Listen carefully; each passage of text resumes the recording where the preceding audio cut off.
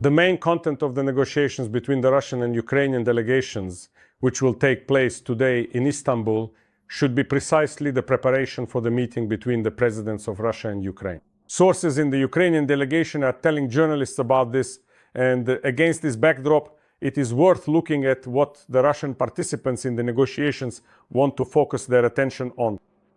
According to the press secretary of the President of the Russian Federation, Peskov, the main purpose of today's meeting in Istanbul is to reconcile the texts of the memorandums that were submitted by the Russian and Ukrainian sides respectively, and which are diametrically opposed. Moreover, Peskov says that reconciling the texts of the memorandums is itself the preparation for a possible meeting between the presidents of Russia and Ukraine. However, the texts themselves must be agreed upon before this meeting takes place. Otherwise, all this painstaking work will have to be done at a higher level. And as we know, Putin is not the kind of person who intends to do any work during high-level meetings. From the Russian president's point of view, he only meets when the documents that are to be agreed upon by the heads of state have been thoroughly worked out, and all that remains for the leaders' meeting is to simply confirm the agreements reached by their representatives. That is, in the context of an ongoing war and Russia's missile terror against Ukraine, the story of the 2019 Normandy summit is repeating itself. Back then, as is well known, Zelensky's main goal was also to meet with Putin, and for this, the Normandy summit platform was chosen. Although even then it was obvious that resuming these negotiations would not lead to anything good and could only create new traps for Ukraine in its relations with the Russian Federation. The meeting between Putin and Zelensky did indeed take place at that time, and moreover, it was a meeting during which the heads of the delegations from the official side were not present. In other words, only the presidents of Russia and Ukraine met face to face. Some agreements had been coordinated in advance, which apparently Zelensky could propose for Putin to reconsider. And it was precisely this desire of the Ukrainian president during the meeting with the Russian side to reconsider those agreements that might have been reached between the delegations, as well as Zelensky's obvious unwillingness to capitulate to Putin, which Putin had hoped for, interpreting previous agreements and information about those agreements from his aide Surkov in this way that opened the path to the large-scale Russian-Ukrainian war in which we now find ourselves. Is it possible to reconcile the texts of the memorandums proposed by Moscow and Kyiv? Of course not. Because the idea behind the Ukrainian memorandum is to preserve Ukrainian sovereignty and restore territorial integrity, while the idea behind the Russian memorandum is to create conditions for the elimination of the Ukrainian state. What is there to reconcile here? But this is something the Russian president can sell to the president of the United States.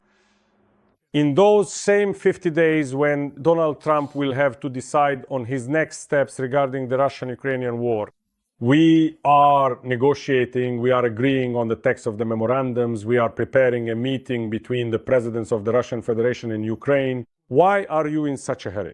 Give us another 50 days for the continued advance of Russian troops on Ukrainian territory and for the ongoing missile terror against Ukraine, as well as for the shelling of the territory of the state Putin hates, using unmanned aerial vehicles that are becoming increasingly deadly in their function. And here, of course, the question arises for the Ukrainian leadership: will it be ready to agree to such a course of events, which may actually be what Putin needs? Will the Ukrainian leadership agree to the version that we are continuing negotiations and are about to reach a result? Or will we still be able to realize that negotiations are just a smokescreen aimed at eliminating Ukrainian statehood, and that nothing can be achieved from the Russians through negotiations?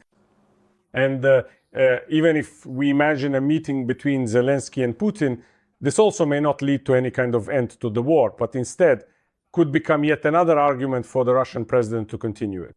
See, I even met with the head of the Kyiv regime, who turned out to be just as unconstructive and short-sighted as he was in 2019. And why is that? Because he's a hostage of the West, and his people are hostages of the West as well. So the Ukrainian population needs to be freed from these problems and helped to return to their native harbor, to become part of the Russian Federation, which is why we started this whole war in the first place. We can be absolutely certain that these will be the kinds of statements made by the Russian president if he ever meets with the Ukrainian president.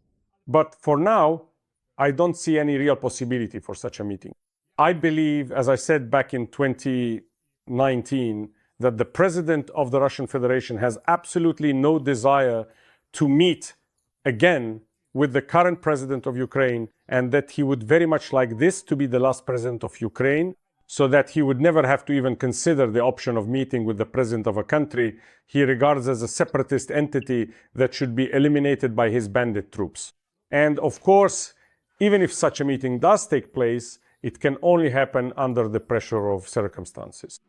That is, under the pressure of some tough measures from Donald Trump in the event of serious shelling of Russian territory with long-range Western missiles, strikes on Moscow and Putin's hometown of St. Petersburg, or an offensive by the Ukrainian army liberating territories occupied by the Russians. In these circumstances, unless of course a decision is made to carry out a nuclear strike on Ukraine, a meeting between the Russian and Ukrainian presidents could take place to seek some kind of compromise to end the years.